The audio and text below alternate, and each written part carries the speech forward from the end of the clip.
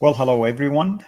This is Fadi, and I want to welcome you all to this live stream with our special guest, Apostate Prophet. And the topic that we will be addressing today is also special and unique. I'm not so sure how many people are aware of the fact that the Quran makes weird and wild claims about a character by the name of Dhul Qarnayn.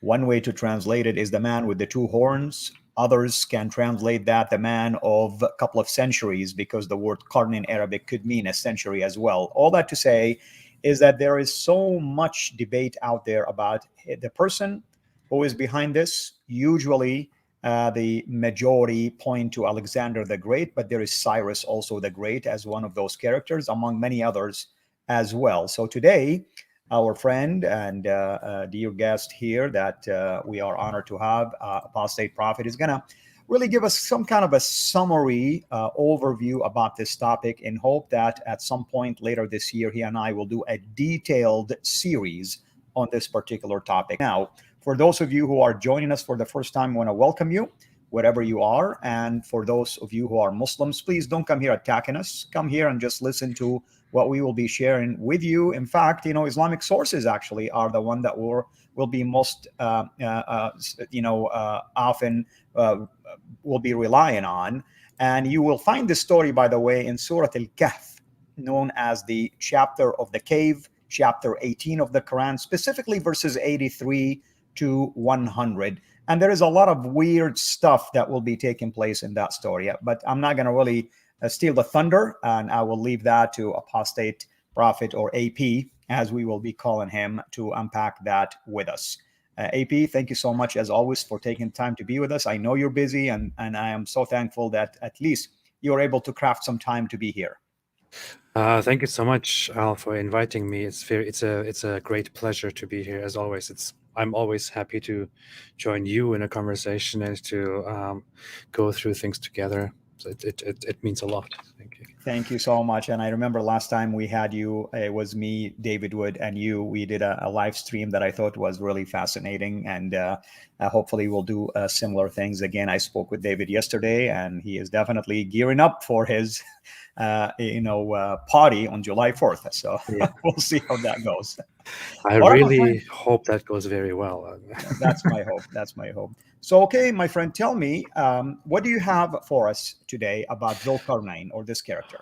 Well, I have a lot of things that I want to go with. So, as you said, you broke it down very much. What we want to do today is to basically, have a summary. We'll want to talk a little bit about what Dhul Qarnayn is in the Quran, and with what character Dhul Qarnayn, aligns in history. So I will be using I will be referring to many different sources, and then later on when we come together, we will make a much better structured version of this, in which we will lay everything down, and we might turn this into a series, because there is a lot of stuff to talk about. So when it comes to Dhul Qarnayn means the two-horned one, literally. And it is mentioned, as you have said, also in Surah Kahf, in the Quran, chapter 18. And the story of him begins in Quran, chapter 18, verse 83. In fact, I might just go ahead and just put that on the screen, so that everyone can see that we are what we are precisely talking about. If you want to put that on the screen, what I have just shared, we can see here it says in Quran chapter 18 verse 83, and they ask you, O Muhammad, about Dhul Qarnayn. Say, I will recite to you about him a report. Now, what's very interesting here is that the early Islamic scholars made interpretations, exegesis, or tafsirs about this, and some of the tafsirs, including Tafsir al-Jalalain, says here, and they ask you about Muhammad.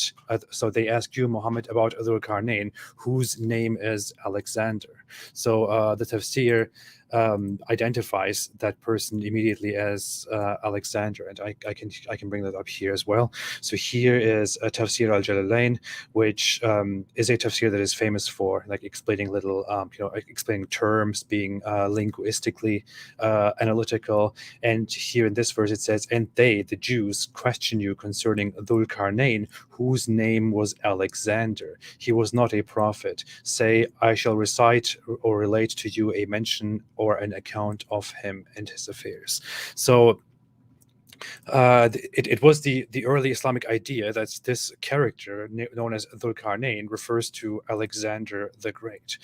It continues and says, indeed, we established him upon the earth. We gave him from everything a way. So he followed a way until when he reached the setting of the sun, he found it setting in a body of dark water or mud, and he found near it a people. We said, O Dhul Qarnayn, either you punish them or else adopt among them a way of goodness.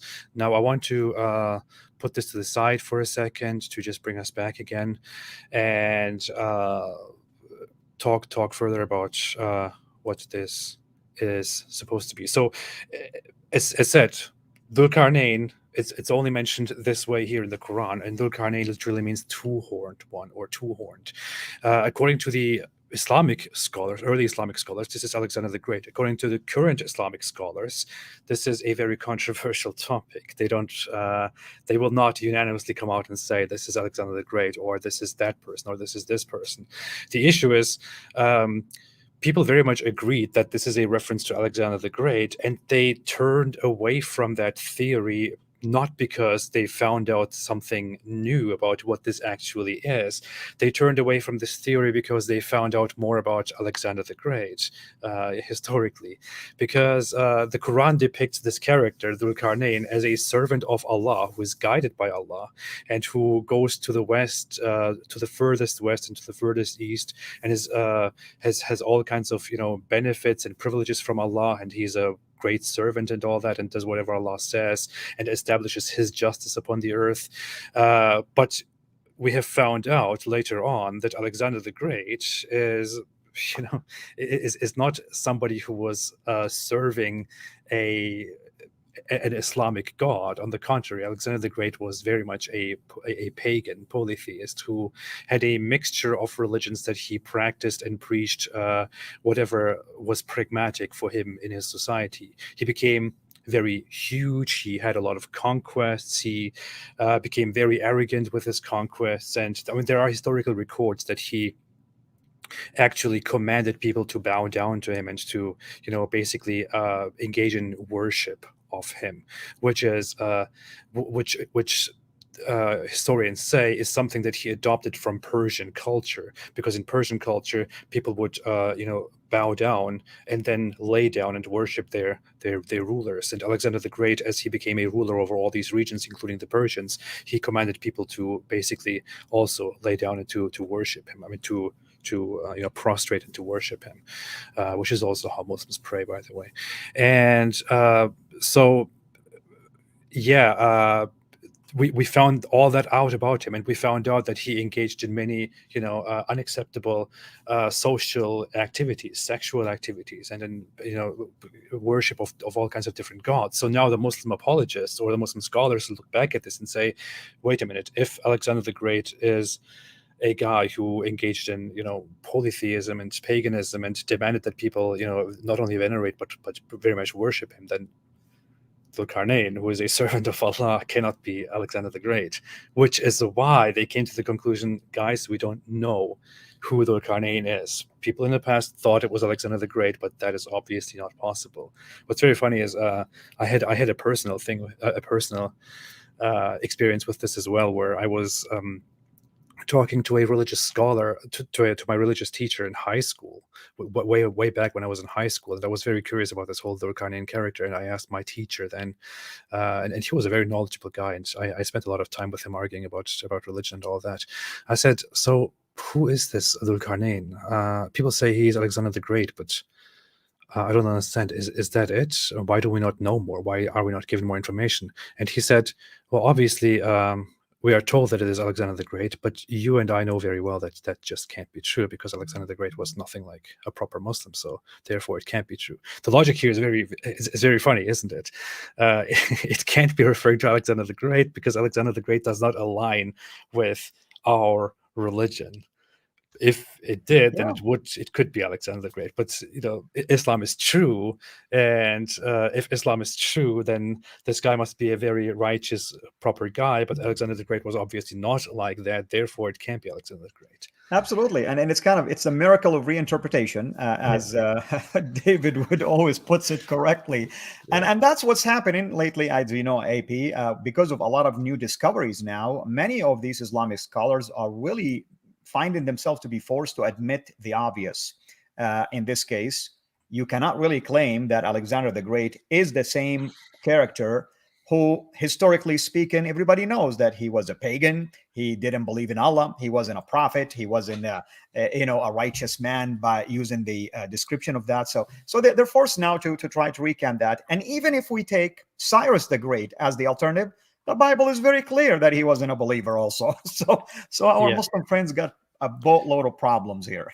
Absolutely. That's entirely true. Yeah. So the alternative interpretation is that this refers to Cyrus the Great, which some Muslims come with. But again, I mean, Cyrus the Great is praised as a king who was very very just and very tolerant toward toward the religions of the minorities, of the people that he conquered and all that. But in the end, Cyrus the Great was also not somebody who was who was following a righteous religion or whatever it is. Now, it may be that both Alexander the Great and Cyrus the Great were historically at some points by the average Jew population described as righteous people or as righteous Gentiles, but that's just because of their understanding of a man who is, despite not following the righteous religion, very very merciful and very righteous in extremely important ways. Somebody who helps the Jews, who helps God, and so on, or who gathers a lot of power and bounties, and they say, if somebody is so powerful and achieves all these things and basically changes the world, then God must have given him something. That's how they that's how they traditionally explained it. But again, Cyrus the Great is also not a good example, because he was, for all we know, part of a culture that engaged in worship of multiple gods, or in a worship of the superior god, while also believing in other gods and in the evil god. That's the whole theology in Zoroastrianism and related Persian beliefs, for example. Go ahead, you want to? Yeah, I was just going to add, I mean, someone here, and I'm sure in your research you came across the same thing that I came across as well, that there is another claim that this is a Himyarite king. Obviously, we're talking about the Yemen. And someone here by the name of, I want to just, Uraib ibn Arab is pointing that, Uraib, I don't know really where you stand. I don't know, of course, what is the intent here behind the comment. We agree with you that one of the other alternatives is that he was a Himyarite, meaning from Yemen, king. But here's the problem, AP. And if we were to take that approach, meaning someone different than Alexander the Great or even Cyrus the Great, the Quran have a big problem now, because the Quran is talking about someone that covered the earth, moving from one place to the other. So only Alexander the Great, at least, could fit the bill. And if we want to take, Cyrus wasn't as extensive in his military campaign as Alexander himself. So you're welcome to add to that if you like. No, definitely. So there are only very few people in history who are known to have ruled a huge part of the known world. Alexander the Great is one of them. Cyrus the Great is one of them. Alexander the Great looked up to him and his rule. But yeah, I mean, you have very few people who actually fit this description. The issue is, it's very hard to escape the idea that this actually refers to Alexander the Great, because there is just so much evidence for the idea that this is Cyrus the Great. Now, we can include many of these sources of this into our in our next work, but Alexander the Great was historically known, according to many different sources, as the one with two horns, and this has different explanations depending on what culture and what source we're looking at. Like an Egyptian source, for example, says that Alexander was a son of a god, or a descendant or ancestor of a god, and the god was associated with two horns, which is why it was only normal for Alexander to also have two horns on him, which he then would probably have on his helmet, or at least in descriptions, which is why he was known as Alexander the Two-Horned One. This is an Egyptian tradition which is much older than Islam. There are certain other, I believe, some North African traditions which say that he was known as the Two-Horned One, metaphorically, because his empire, his kingdom spanned like everything from the east to the west. Of course, they're being hyperbolic here, which is why they say his horns reach both sides of the world. So he's the two-horned one. And the thing is, this whole depiction of Alexander the Great as the two-horned one was also in circulation among different regions, including Arabia, on coins. Coins with Alexander the Great with two horns on a helmet or just on himself were in circulation even in the time of when Islam arose in Arabia and in neighboring regions. So this character was known by people as a legendary ruler who did such wonderful, great things, and who was remembered as this ultimate king who is on our coins as the two-horned one. It is no coincidence that legends of this guy also make it into the Quran as the two-horned one. And isn't it strange? The Quran references somebody named the two-horned one, and it clearly tells us that people are asking Muhammad about this guy. People are coming and asking him about the two-horned one. Who is this two-horned one? So this is somebody that people know about. And the Quran then jumps in and begins to explain, well, the two-horned one is some guy who is actually Allah's great servant. And it's amazing. I mean, just like they asked him about the spirit, and it took him ages to answer. Someone else, by the way, I'm just paying attention to some of the comments, is stating that you can look at Nebuchadnezzar and at Cyrus as two characters mentioned in the Bible. That's what the person is saying. And the fact that they both acknowledge Yahweh. I would disagree with that comment, by the way. Only Nebuchadnezzar, we know that from the book of Daniel, acknowledged the God of the Jews. In the case of Cyrus, God is the one who chose him, called him his Messiah. You read about that in the end of Isaiah 44 and the beginning of Isaiah 45. But we don't have evidence, biblically speaking, that Cyrus, acknowledged also the God of the Jews. But even if the interpretation is that it's hidden there, it's implicit, these two could fit somewhat this bill that the Quran is talking about. But as AP is stating correctly, all evidence point to Alexander the Great. I mean, everything points to one certain person. No wonder all early interpretations or commentaries of the Quran actually points to him, because that's the most commonly known character in those days. I want to also mention one thing. There is another problem here, of course, AP, and you might want to talk about it if you like. One of the claims in that story, meaning the story of Dhul Qarnayn in chapter 18, verses 83 to 100, that he came to the rising of the setting of the sun, and like it was setting in a pool of mud, you know. Well, if we look at Alexander the Great, historically speaking, he's always been moving east, not west. Mm-hmm.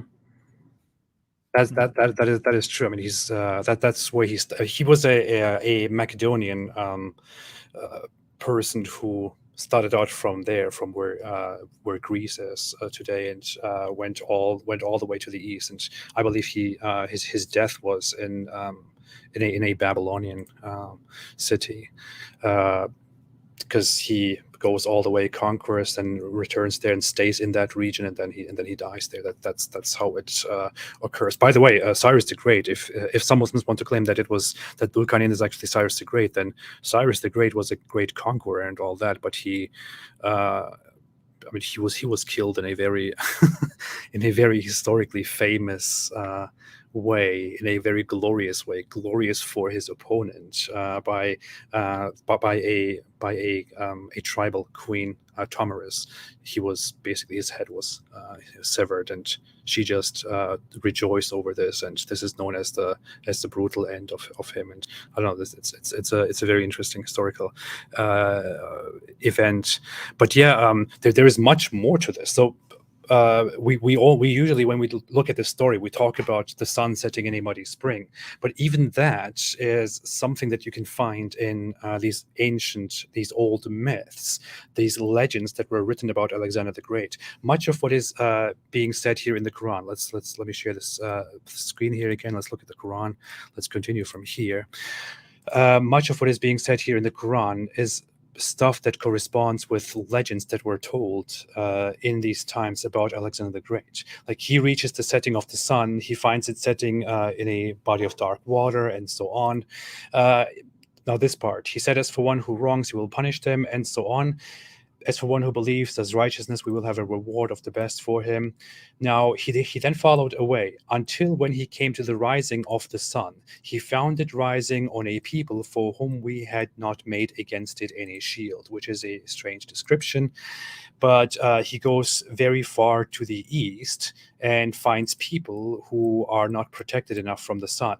Thus we had encompassed that he had in all that he had in knowledge. Then he followed away until when he reached a pass between two mountains. He found beside them a people who could hardly understand his speech. So the description here corresponds to Dhul Qarnayn encountering a tribal people, I guess, with whom he cannot properly communicate because they don't speak each other's languages.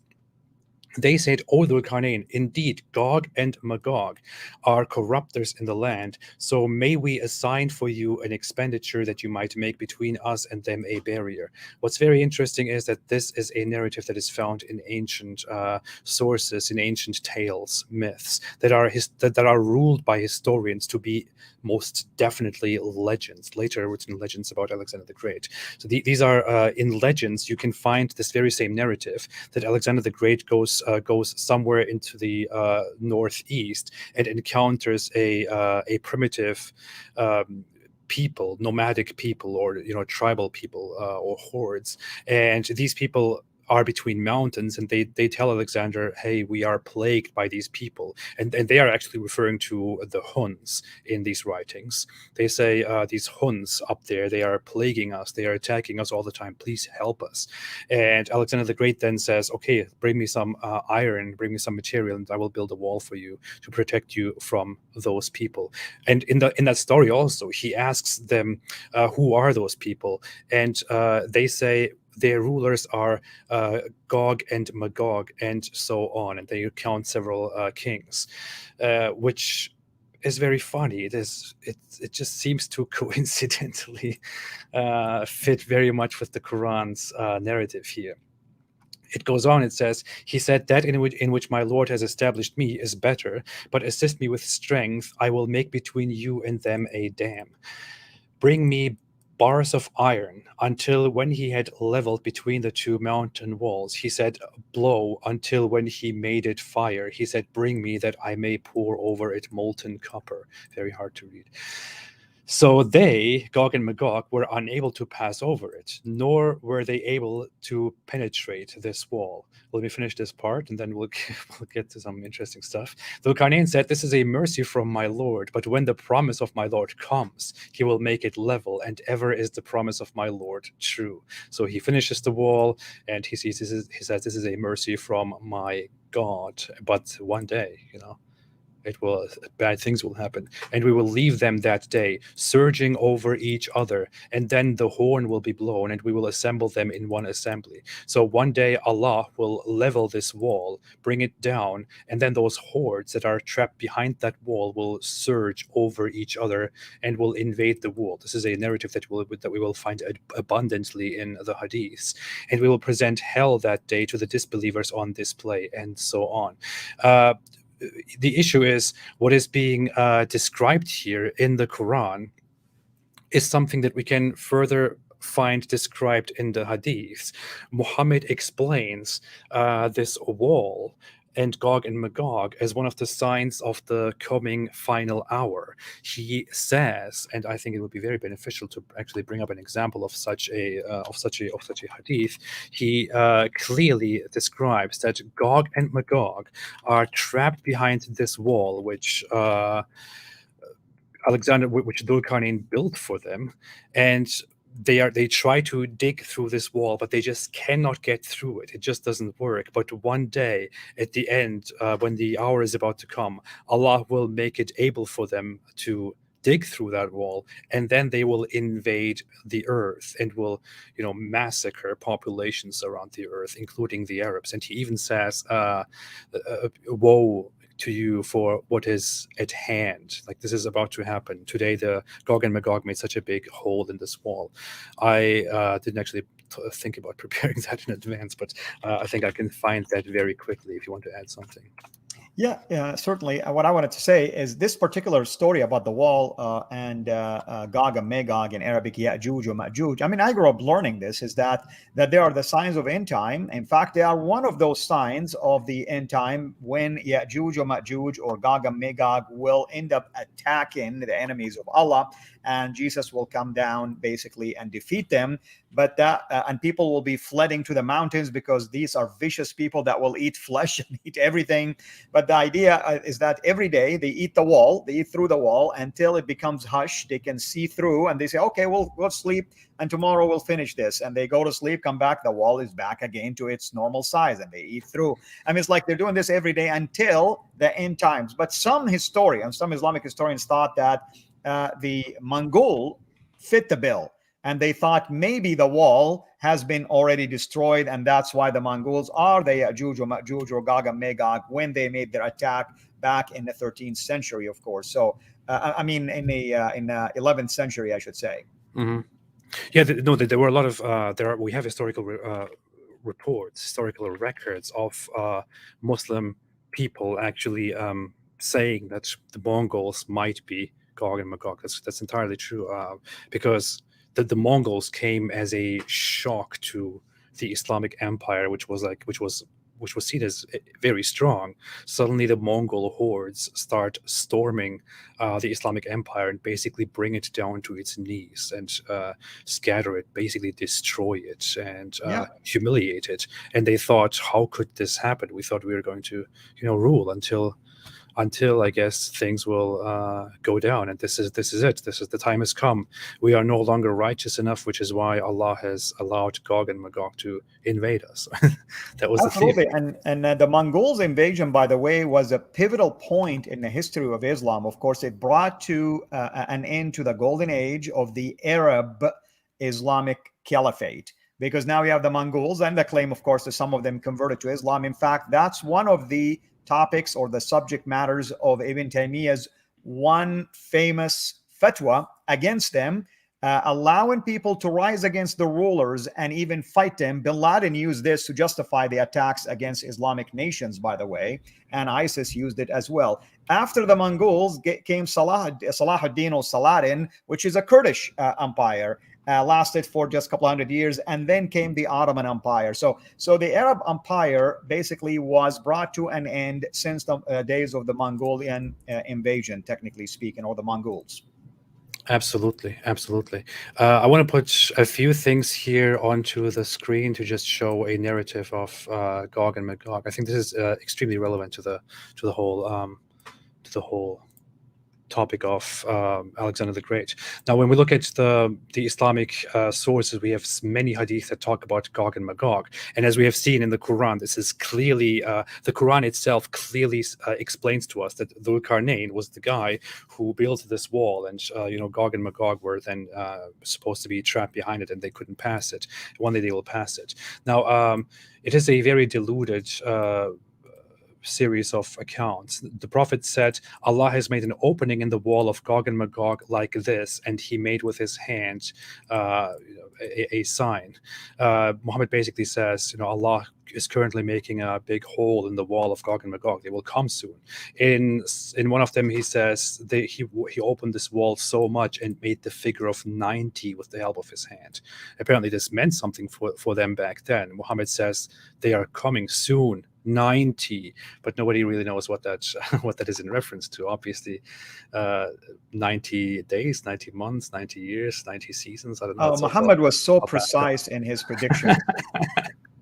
Here he clearly says, look, this is one of those end time prophecies, which I think is a clear indicator that he was just full of it.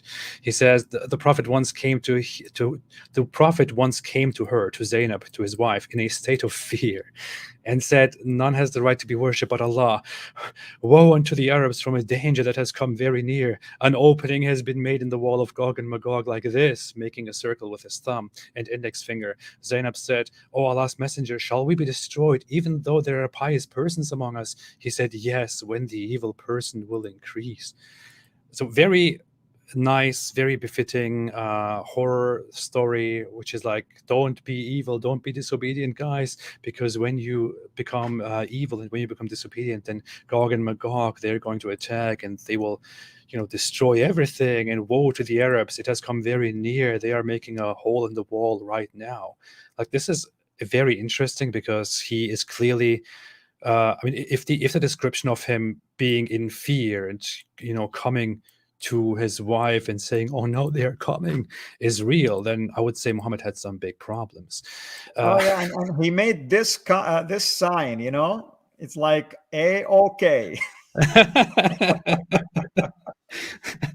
And but there's so much more to it. He says this will happen soon. Woe to the Arabs from a danger that has come near, and an opening has been made in the wall of Gog and Magog. Now, we talked a lot about who Dhul Qarnayn is, about him possibly being Alexander the Great. We mentioned that Alexander the Great is mentioned in some legends to have built a wall for some tribes and some hordes and so on. According to the Quran, he built a wall to prevent these people from coming through. But hey, we are in the 21st century. We have Google Earth, we have Google Maps, we have discovered all corners of the world by now, and I'm just curious about one thing. This was said, according to these reports, in the 7th century, at the beginning of the 7th century, by Muhammad. There are people behind a wall, and they're digging and digging and digging, and one day they will come out, and they are so numerous, they will destroy everything. Where are these people? Where is this wall? Where is it? Why don't we find this wall, and why don't we find these people?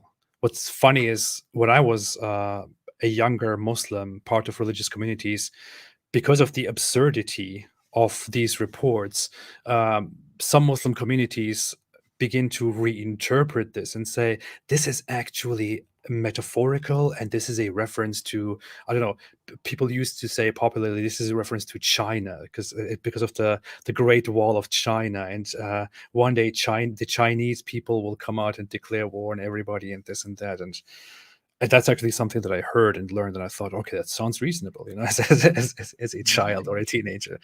But at some point, as a teenager, I don't know if they told you this. I mean, they told me that the Great Wall of China fits the bill also. I don't know if you were told something like that. Yeah. No, I was told it's the Great Wall of China, and that's the wall that was built. And one day the Chinese people will storm through this wall and invade the world. But that doesn't really make sense. They don't. Well, they already stormed through the wall, technologically speaking, through technology and AI and everything, and they're stealing everything right now. So. Yeah, and Muhammad is clearly describing here that these people are, these people try to get through the wall, but they can't. But they're making a hole now, and soon they will invade the world. I think one of these accounts is very funny, which you probably have heard that before, and you mentioned that too. Now, these Gog and Magog, they are so numerous. They are like basically monsters. They will invade the world, and they will kill everybody, and they will drink lakes dry. They are so numerous that they will pass a lake, and then every single one of them will drink, and they will be so numerous that the whole lake will go dry. Now, that's absurd. It's not possible, but then again, who am I? I'm just some random guy, right? I don't know. Muhammad knows best. But according to one record, Gog and Magog will conquer everything on the earth, and then they will turn toward the sky because they will say, "We have conquered everything that is here. Now let us conquer those in the sky." And they will take their arrows and and spears and will shoot toward the sky, and then blood will fall down from the sky. This is authentic. These are authentic reports. Blood will fall down from the sky. This is obviously a primitive understanding of how the world works, where Muhammad was telling these people about some world where you can, if you shoot high up enough, then you will reach the people of the sky, and you might harm them and hurt them and kill them, and their blood will come down. But obviously, that's just complete nonsense, which we know nowadays. Did you say arrows, right? I mean, Allah. I mean, we have F-16 and F-18s and F-35s and stealth fighters, and Allah could not predict any of that, but He still uses arrows. Yeah. Exactly. If you want to put this quickly on the screen, I just want to go into this very funny narration here. It says, Gog and Magog people dig every day until when they can almost see the rays of the sun, the one in charge of them says, "Go back and we will dig tomorrow." This is what you were basically describing earlier. Then Allah puts it back stronger than it was before. This will continue until when their time has come and Allah wants to send them against the people. They will dig until they can almost see the rays of the sun. Then the one who is in charge of them will say, "Go back and we will dig it tomorrow if Allah wills." So they will say, "If Allah wills," and then they will come back and it will be as they left it. So they will dig and will come out to the people and will drink all the water, and they will fortify them. People will fortify themselves, and Gog and Magog will shoot their arrows toward the sky, and they will come back with blood on them, and they will say, "We have defeated the people of the earth and dominated the people of heaven." Then Allah will send a worm in the napes of their necks and will kill them thereby. The messenger of Allah said, "By the one in whose hand my soul is, the beasts of the earth will grow fat on their flesh." Now, I don't know, when I read through this, it just sounds like the most ridiculous thing.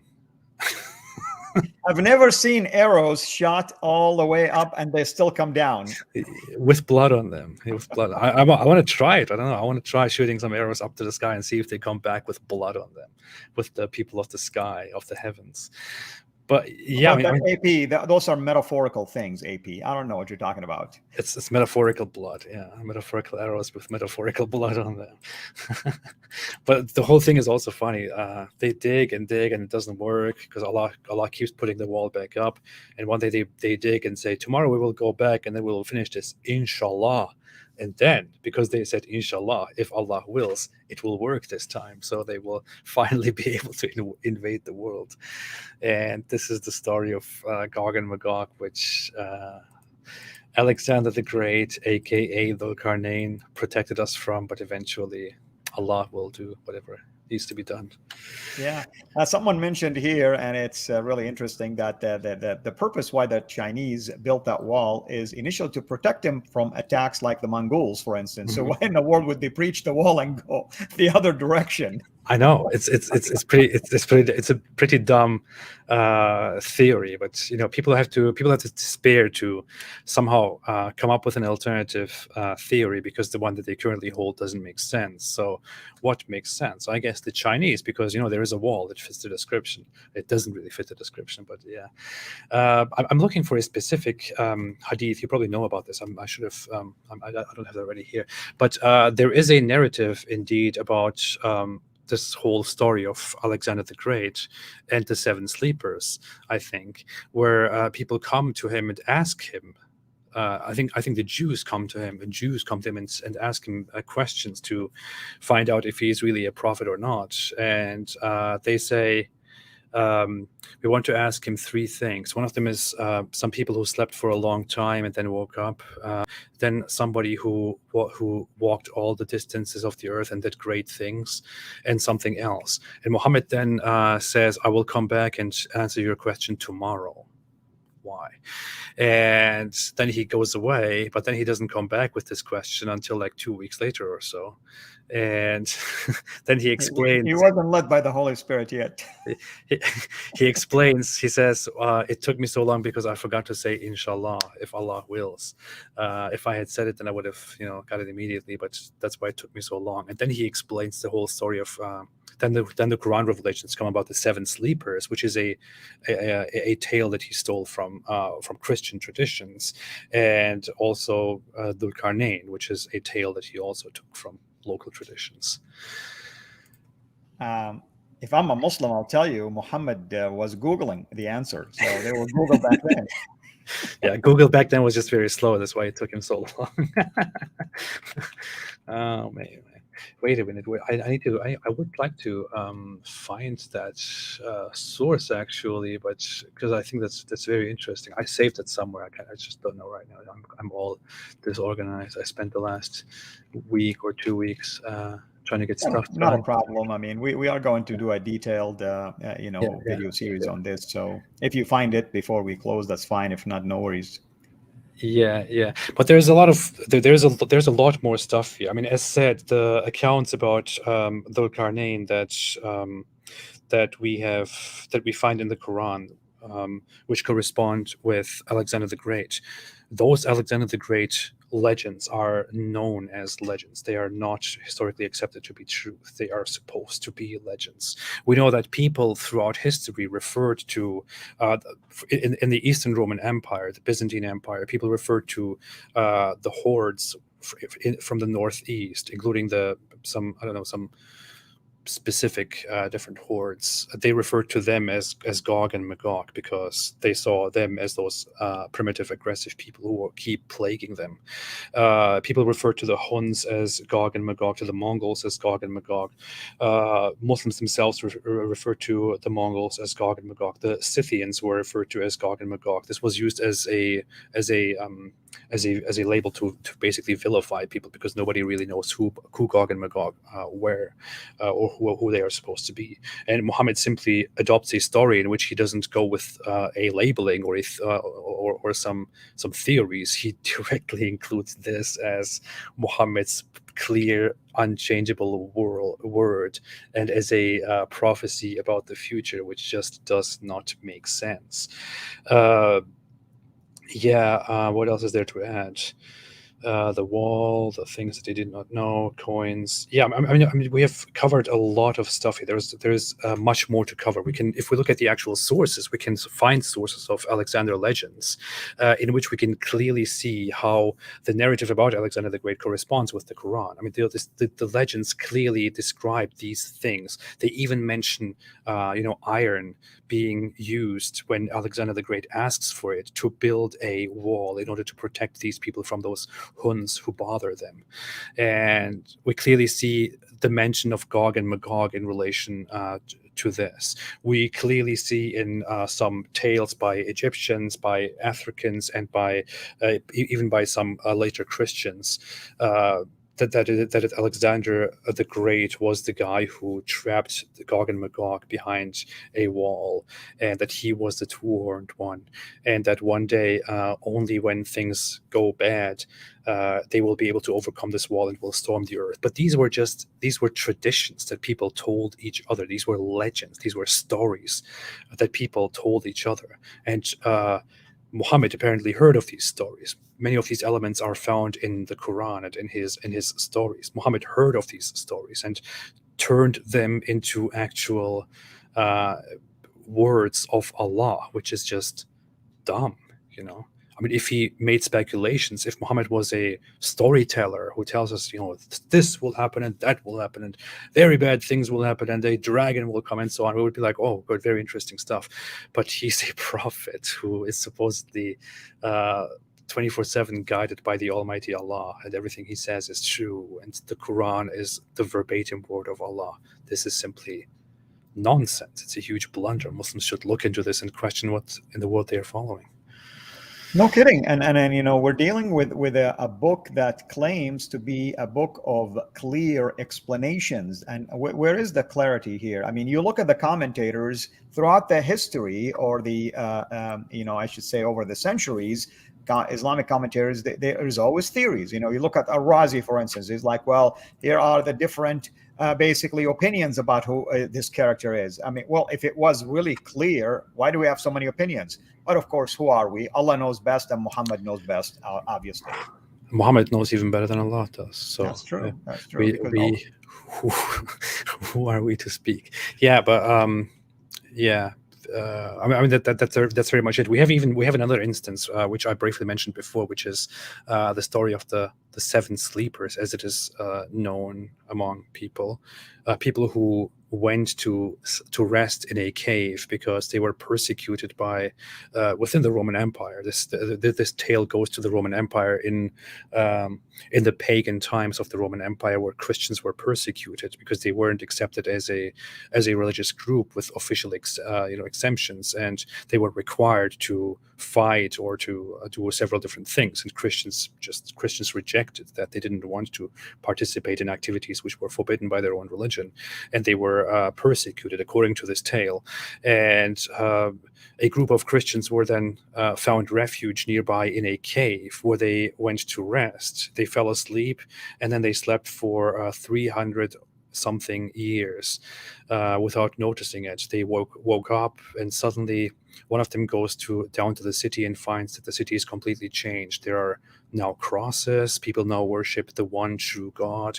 People now believe in Jesus, and so on. And these people are received as a sign from God, as a miracle. And the Roman emperor, who is now a Christian, comes and witnesses this glory and praises these people. That is the tale in Christian tales. But then this story reaches Muhammad in a completely convoluted version, and this story, after Muhammad, goes back and Googles it for 2 weeks, this story is turned by Muhammad into a tale that is suddenly reconstructed in Islam. And in the Quran, we find this within the same Quran chapter as the people of the cave, who, according to the Quran, were 3, 5, or 7 people. I don't know why the number is. I know. I mean, why didn't God know how many? Yeah. Why doesn't he just tell? Well, I mean, it's people say the detail is not important, but hey, if he gave us the number, it would be much less complicated, right? Instead of saying 3, 5, or 7, now it's for us to speculate. Great, waste of time. But 3, 5, or 7 people went to a cave and slept there for 300 years, added 9 or something like that. I think that's what it literally says. And then they woke up and went into their town, which was now a righteous town that was following God, and so on. The issue is the whole story doesn't make sense in Islam, because if Islam adopts this story of these people being persecuted by pagans for being Christians, if they go to a cave, if they now come back from that cave and look at this city and say, wow, look at our city, what happened? People are now worshiping the one true God. They have become righteous people. In the real story, they are coming to a Trinitarian place where people are, worshiping a Trinitarian God, where they are, where they believe in Jesus. If you adopt this story into Islam, then you have to admit that this is the miracle that Allah has shown, that these Trinitarian Christian people are the righteous people who worship the one true God, and those guys were brought to them as a miracle to show them that they are upon the truth. But in Islam, that is not supposed to be the truth. In Islam, following the Trinity, following the religion which the Roman Christians established, is supposed to be seen as corruption. It doesn't make sense. It's not compatible with Islam. So, and this is just one of those many examples that where Islam adopts stories without knowing what to do with them, and then completely shoots itself in the foot. Yeah, absolutely. Well, what else, AP, you want to add to this summary, of course, and then hopefully you and I will decide when to do the detailed one, more detailed than the Quran, obviously. Definitely more consistent and more thorough than the Quran. I mean, I think these are, we can very much put together a set of, stories and myths taken from the Quran and what they actually refer to. But I think our summary of Dhul Qarnayn and who this guy is supposed to be is very much done. There is, if you look at all the facts, there is no doubt that this character refers to Alexander the Great. There is simply no doubt. You would have to really disregard a lot of facts and really reinterpret things very wildly to conclude that this is not Alexander the Great, that this is just some random guy. If it is some random guy, why does the Quran tell us about some random guy who supposedly conquered the world, but nobody somehow knew about this? If it is Alexander the Great, then this is bad for Islam. It doesn't work. Islam tells us a wrong story about things and is ignorant. If you are a Muslim and you believe in the Quran, I mean, I encourage you to review this, to look at Dhul Qarnayn, to look at everything that is wrong with the story of Dhul Qarnayn, to pursue what is behind this. Only recently, a Muslim extremist who was a fan of terrorism, I forgot his name, he was famous in parts of in the Netherlands, I believe. He left Islam while in prison after reading more about Alexander the Great and finding out that he went to prison and he actually read Alexander legends. It was a complete coincidence. He read the legends of Alexander, and then he realized, wait a minute, this is totally, this is exactly what the Quran tells us about Dhul Qarnayn. And then he gets his Quran and compares the notes, and he sees that the Quran basically plagiarizes legends, like fan fiction about Alexander the Great, and doesn't even do it right. And he can't resist, and he ends up leaving Islam because he realizes that the Quran is just a made-up book compiled by people from folk tales. It really is that strong, which is why we need to really sit down and put this together and inform as many people as possible about the Quran's appropriation of Alexander the Great myths. That's I think all there is. Well, that's wonderful. And of course, just the amount of info that we shared today shows without a shadow of a doubt the confusion out there if you rely just on the Quran alone. And you can see how the commentators, the Islamic commentators, really struggled with identifying some of the characters in here, the main character in this case, the towns that are referred to, the people that did not really understand his language, and even the idea that the sun was resting on a pool of mud or hot mud or water. I mean, there is all kind of struggle to try to explain away things that are unusual, things that cannot be collaborated, really. I mean, the idea that the sun just goes down and sits in a pool, okay, well, why would it do that? I mean, and then how would it come back from the east? I mean, it like goes all the way underneath the earth and just comes back again. I mean, what is it that we're trying to learn from things that supposedly are given to us by a God who claim to be the creator? People give us this from a book that they claim is a scientific miracle. What miracle? I mean, are you talking about? I mean, what is the miracle in the sun sitting on a pool of mud? I need just to understand that. I mean, can you really look a scientist in the eye and say, this is what the Quran teaches, and let the scientists just give you their own opinion? I would love really one day just to ask scientists randomly without telling them where the story comes from. What do you say about this? And let's see the honest response that they are going to give us. Yeah, absolutely. I think I want to bring up this one thing very quickly, this piece of information here from an article about the guy who left Islam. His name is Musa Serantonio. He was known as an ISIS propagandist in Australia. If you want to put it on the screen, I can quickly show parts of an article that Graham Wood wrote about him. Wait a minute. I'm asking you to put it on the screen, but I didn't even share it. Very funny. So the article is titled "Why an ISIS Propagandist Abandoned Islam," and this is about that guy Musa Serantonio. And he, if we go down, it says in prison he began to study the Quran in greater detail and focused on the aspects that most puzzled him. Among these was the figure called Dhul Qarnayn, the two-horned one, who appears in the Quran's 18th chapter and is believed by many to refer to Alexander the Great.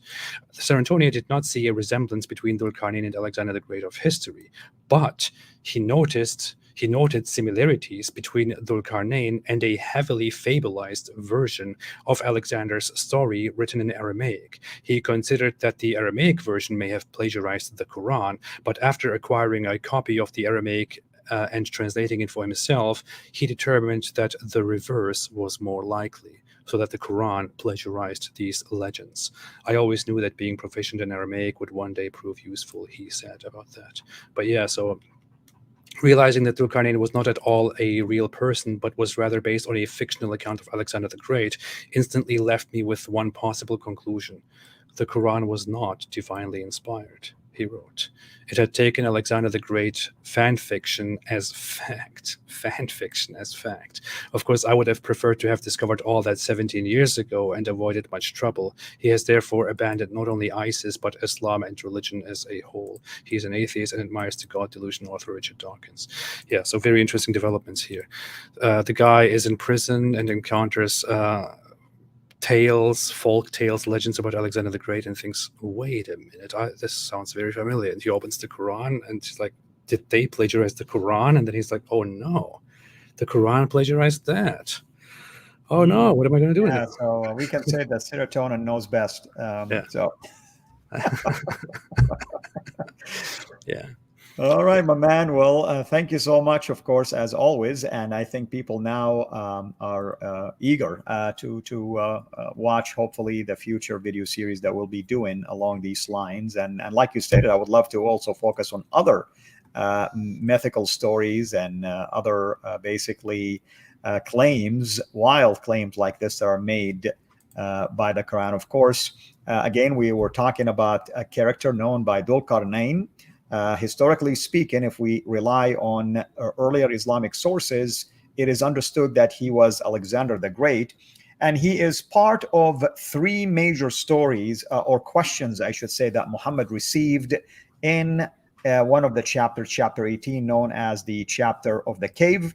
And he was asked in there about the sleepers in the cave. He was asked about the spirit, and here he was asked about Dhul Qarnayn, or this character. And obviously we can say that Muhammad failed each one of them, not necessarily one only, all of them. He failed every single explanation. But those were part of the testing that he received from Christians and Jews, and no wonder they did not buy any of his explanation, because they knew that some of these stories were just legend. I mean, they were just testing him to see what is it that he's going to say, and he ended up claiming that actually Allah revealed these things to him.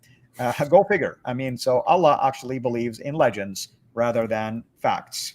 It's very funny how these things are presented in the Islamic accounts, right? That people come to him and ask him, if he's a prophet, then he should be able to answer these questions, and they come and ask him questions, and he fails to answer the questions.